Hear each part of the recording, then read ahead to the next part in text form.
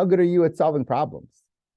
How mentally locked in and mentally in tune are you to solving problems? Small problems, medium-sized problems, big problems. Do you shut down?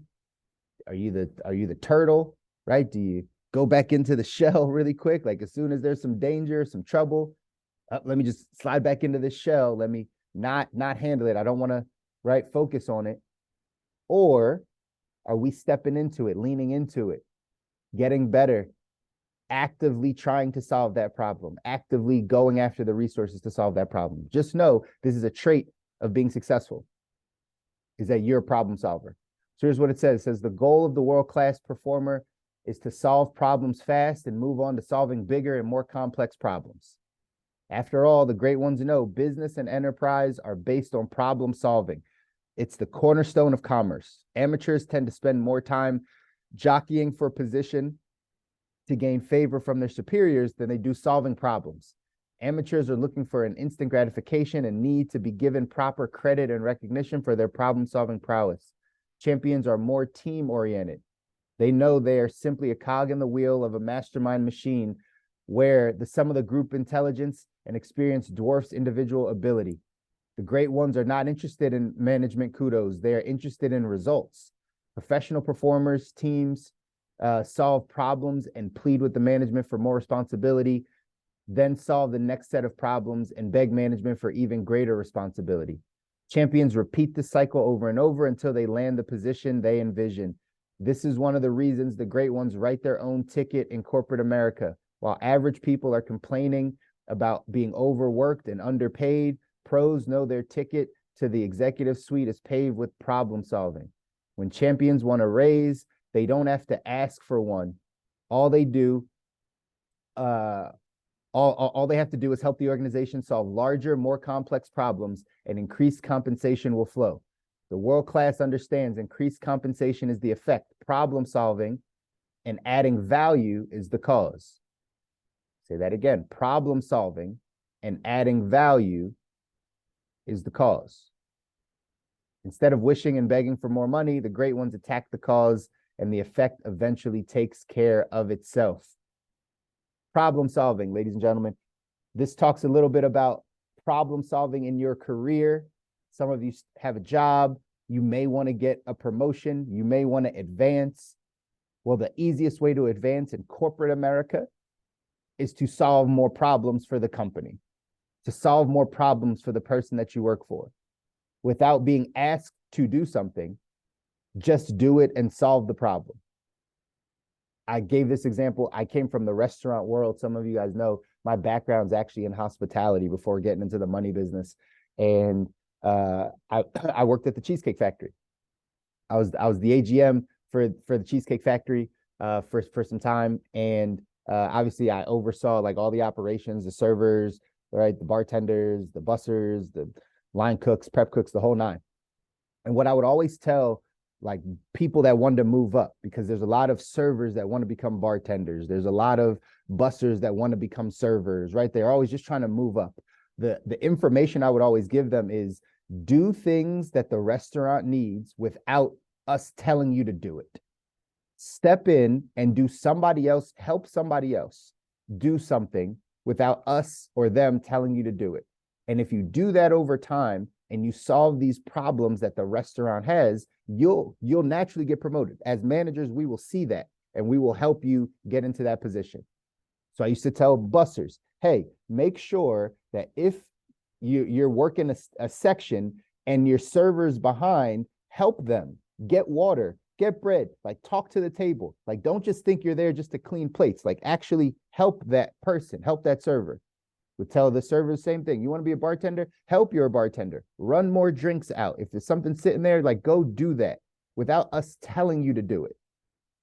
And that mindset of, well, I'm just going to solve this problem because it's there and I'm a problem solver, help people get promoted. Same thing as an entrepreneur, ladies and gentlemen. If you want to build your own business, if you want to work for yourself, if you want to be your own boss, big money is paid to people that solve big problems. Big money is paid to people that solve big problems. If you solve small problems, you'll make small money. if you solve bigger problems, you make bigger money. If there's a bigger need that you're trying to solve, if there's a bigger purpose that you're trying to go after, ultimately that brings you more money. Because in entrepreneurship, you get paid for the value that you add, for the problem solving and the value that you add. So if you want to go out and build a huge business and make shit $500,000 a year, make sure $1 million a year, well, guess what? You got to go solve a big problem. Whatever that is, it's a big problem. Could be a problem. Again, we attack the financial side of things. We attack financial education, financial literacy. Big problem. Most people don't work with someone financially. Most people don't have the resources. Most people don't know what they're doing with their money. Like, it's a huge problem, yet because we all need it. So we solve big problems, we can make big money. Not a knock on anybody's business, but you sell jewelry, highly likely you're not going to make a ton of money. Like, it's not a huge problem being solved by that. Somebody might want it. You can get high-end luxury type jewelry, but like, you're not really solving a problem. Okay, so just understand, problem solving is the key. Problem solving, being a good problem solver, understanding how to step in and actually add value and get things done. That's the key. I'm gonna share this video with you. It's Jim Rohn. He's talking about problem solving. He's gonna give you some tips on like how to think about problem solving, what to do. So this might be something that you take some notes on, but that's why I wanted to give you that context first. And then now we can kind of get into the meat.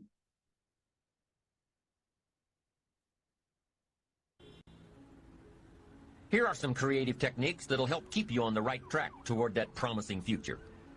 Number one, think on paper. You can't take a trip to somewhere new without a roadmap. You can't build a house with the plans in your head. You can't build a company with the business plan in your head.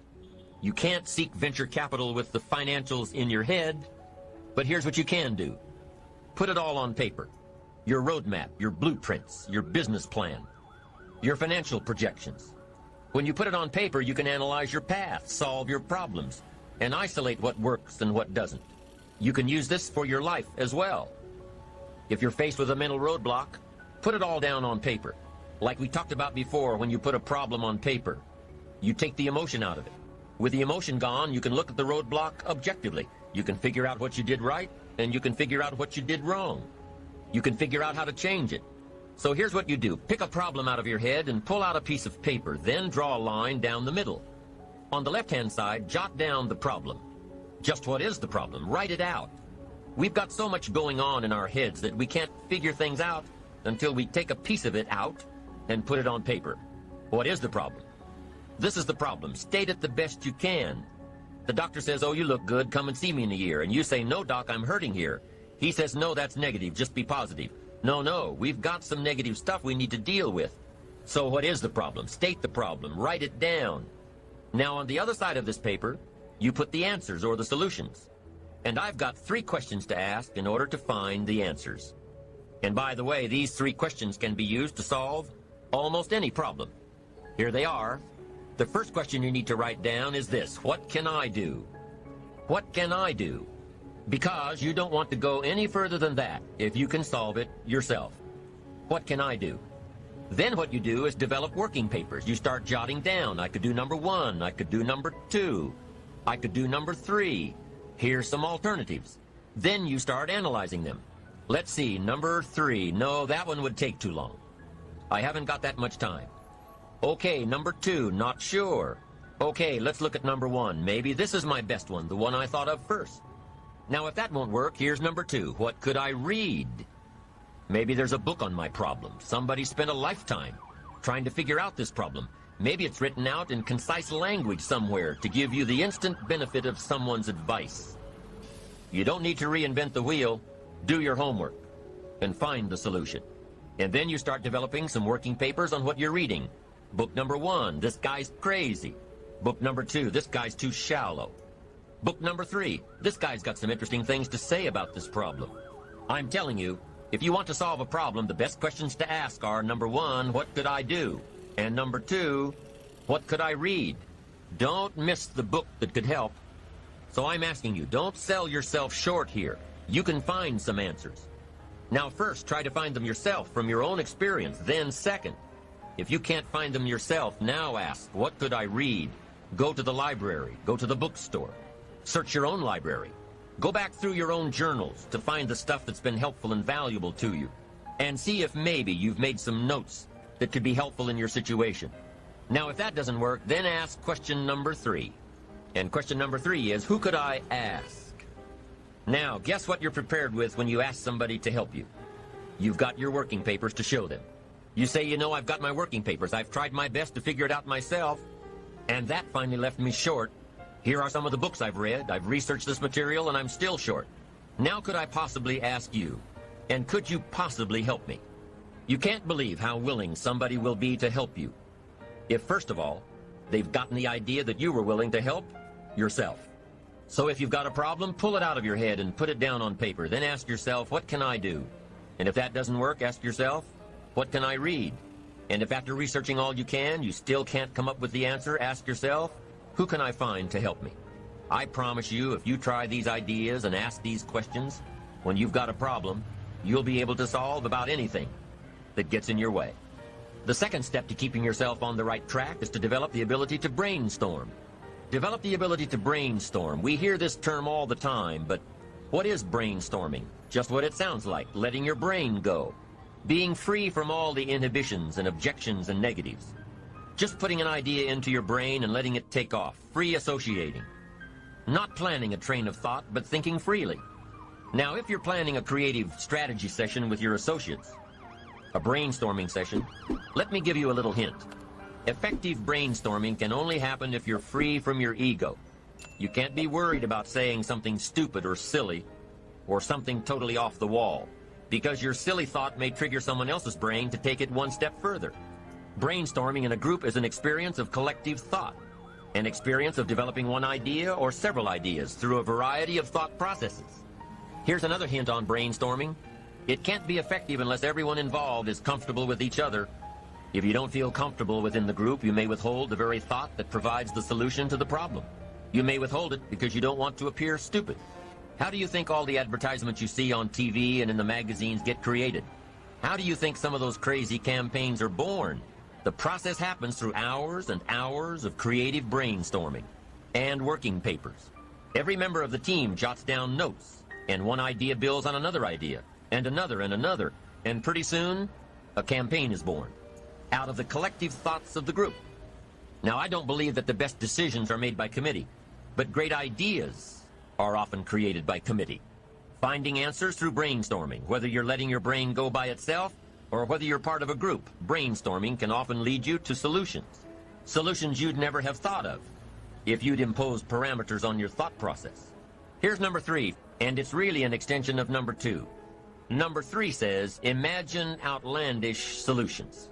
Get your brain out of the ruts by considering ideas without considering their practicality. Consider ideas without considering how practical they are.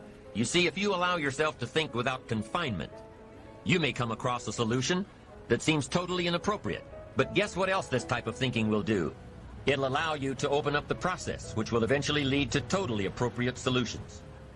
Try creating a flowchart showing the path to success. What does it look like? Is it a straight course? Is it a varied course? Does it have a lot of curves and corners and different angles? Try creating a flowchart to success. It doesn't matter if it ends up being accurate or not. What matters is that it's stimulating the creative thought process. And once you awaken that creative part of you, you'll be amazed at the opportunities that were always there, ones you never saw before. It's all a matter of how you look at life and opportunities. With your computer, either your home computer or the one you've got at work, you can go online with hundreds of services. You can access stock quotes. You can access worldwide newspapers. You can do research. You can call up a bulletin board and directly ask questions of other users. You can make new contacts, develop an entirely new network. By taking advantage of the electronic age, you can learn more than you could otherwise learn. Meet people that you'd otherwise never meet. You can find information that your library may not have. You can share information and transfer files that you've never before been able to share. Many people are afraid of their computers. They don't take advantage of all their system has to offer. Work with your computer. Find out what types of information and services you can access. Use it as a new resource, a new specialized resource that's yours for the taking. The sixth technique for staying on track: commit yourself to learning. Feed your mind, sharpen your interest in two major subjects, life and people. Learn how you can better interact with others. Learn more on how to get the most from life. Learn all that you can so that you can become all that you can become. Learning is the beginning of a life worth living. Learning is the beginning of wealth. Learning is the beginning of happiness. Learning is the beginning of health. Learning is the beginning of spirituality and faith. Learning and searching is where the process of creating your own personal miracle begins. So there you have the 6 steps in creatively building your self-enterprise traits and ultimately building your ambition. There's a little Jim Rohn for you this morning. A little Jim Rohn for you. Again, building off of that topic of solving problems. Gave you a couple things there. We'll take a couple minutes to kind of go through them. But you got to make sure that in the mindset, when you're in the mindset of, I need to solve this problem, like there's something that I need to get through, we got to have some systems and some processes to allow us to be able to do that. All right. Oh, nice job, Diane. I was dropping it in there anyway, but you got it. Cool. So a couple things that Jim Rohn just said. Think on paper. Think on paper. Our brains are meant for creativity, not for storage. Our brains are meant for creativity, not for storage. The reason why human beings are so well adept to like learning and moving and all these things, like we're top creatures in society, is because our brains can be creative. Like we can build a tree, or I don't know, plant a tree, right? But we can build a house, right? You can build something. You have the ability to change your emotions and all that stuff. Like animals and things, like they can't do those things. They can't do those things. So brains are meant for creativity, not for storage. You got to think on paper. He said, write down, what's the problem? So if you're solving a problem, remember that's the theme this morning. You're solving a problem. You have to first write it down. Like, do you know what the problem is?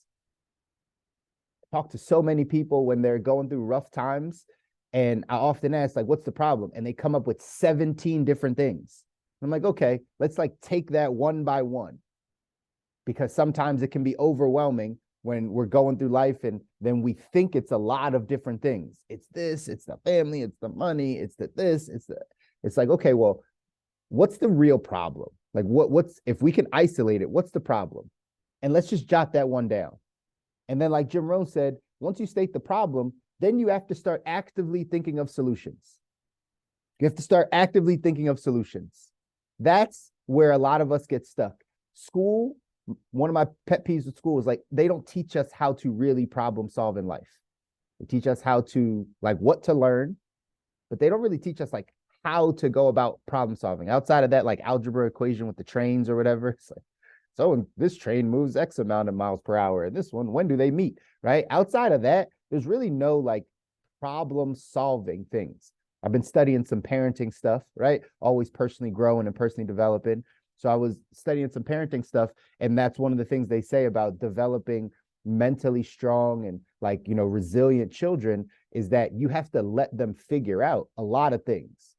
Like if it's not harming them or it's not going to kill it, like let them figure out the problem. The more that as a parent, we try to give them the solution or tell them this is how to do it, the less that they actually are equipped to be able to think and do all those things. So like that's a huge part. We give too much to our children, right? So that they can't problem solve. So now as adults, like we got to learn how to go through this process of problem solving. One of the big things is we don't always come up with the solution. And Jim Rohn gave you 3 things to ask yourself. What can I do? What could I read? Who could I ask? In that order. In that order. I'm going to say that again. It's in that order. What can I do? That's the first place you should go. You should seek within yourself how to think about like, well, what could I do to solve this? Write out the list. Write out all the different things that you personally can do. Give yourself a day, 2 days, an hour, 5 hours. Like give yourself actual time to sit with yourself and think of what the solution would be. If you can't figure it out after you've given yourself an adequate amount of time, then read something. Go read something. There is someone that wrote a book about the problem you're going through. There's somebody that made a podcast around how to do what you're trying to do. There's somebody out there that has already given the information that you're looking for. We are just too lazy to go get it. We're too lazy to go get it. We have it at our fingertips. Your phone, Google, all of it. Like, you can go find the information if it's that important to you. So thinking of solutions, what can I do? Spend some time there. Then what can I read? What can I listen to? What is it that I can like consume to help me understand this? And then after I've done those two things, then I reach out to someone. Who could I ask? Because just like Jim Rohn said, now you know the problem, you've thought of the solutions. So now when you bring it to that mentor, to that good friend, to that coach, to whoever it is, when you bring the problem, you've already thought of the solutions and you already have background information because you've read some things. So now it's not just like, tell me what to do. It's like, these are the things I've been kicking around a bit. These are the ideas. Put this in the work scenario. Same thing. You want to solve a problem at your job. You want to get promoted. So you want to start solving problems around. Well, find the problem, write it out, figure out what can you do about that. Can you just take some matters in your hand to create that solution, to do it and not get the credit like it said in the book, in the text? Like, it's not about you getting the credit. It's just about this problem got solved. So can you do that? If not, what can you read at the job? Is there a manual? Is there something that like is literature that you need to understand because you don't know that part so that you can go solve it? And then who do I ask? Who do I talk to? Who's in this department? Like, who oversees this stuff anyway? Who can I go ask? So if you just follow that simple process, right? Do that simple process, it's really gonna be able to help you get to those solutions, to those problem-solving solutions. So again, you got to think on paper, you got to write down those things. What can I do? What could I read? Who could I ask? Second thing he talked about was brainstorming, right? Brainstorming. Understanding that, like, if you just get things out of your head, whether that's with a group of people, whether that's just individually, but just getting things out is going to allow you to start the process of thinking. There's a quote somewhere in this book, I'll find it. But it said, I forget who said it, but he said something along of the lines of, you know, the reason like most people don't think, most men don't think or something is because thinking is the hardest thing that somebody can do, right? So basically just saying like, most of us are on autopilot on a lot of things in our life. We're just not actively thinking about it. We're not brainstorming. We actually are distracted a bunch.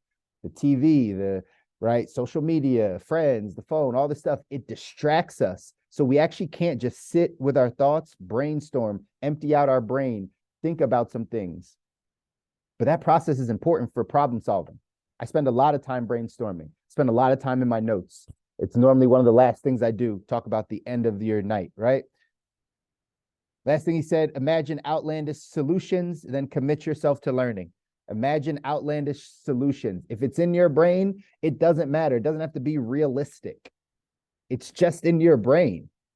How outlandish can you think? If you have a problem having an outlandish solution, we probably have a problem with outlandish vision.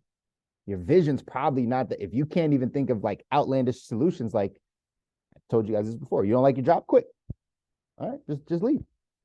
Sure, it comes with some consequences. It's going to come with some things you got to figure out. But you could. But for some people, that's just outlandish. I'm in the money business. A lot of times people are over leveraged. They have too much debt. Their expenses are too high. And I've said this to a bunch of people. Sell your house. I could never. My house? Like, well, it's a solution. It'll lower your bills.